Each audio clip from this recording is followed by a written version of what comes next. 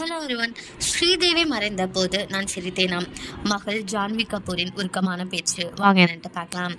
இந்திய சினிமா கொண்டாடிய பிரபலமான நடிகைகளில் ஒருவர் தான் நடிகை ஸ்ரீதேவி. தமிழ் சினிமா ரசிகர்களால் மறக்கவே முடியாத நாயகியாக வலம் வந்தாங்க. சில வருடங்களுக்கு முன் துபாயில் உறவினர் திருமணத்திற்கு சென்றவர் அங்கு உயிரிழந்தார். தற்பொழுது அவரது மகள்கள் ஜான்வி கபூர் மற்றும் குஷி கபூர் சினிமாவில் என்ட்ரி கொடுத்து ஜொலிக்க தொடங்கியிருக்காங்க.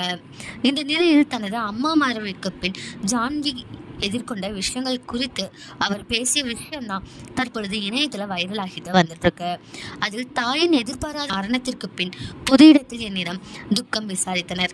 என் அம்மாவின் மரணத்தின் போது அமைதியாக இருந்ததற்கு உணர்ச்சி அற்றவர் என நான் விமர்சிக்கப்பட்டேன்.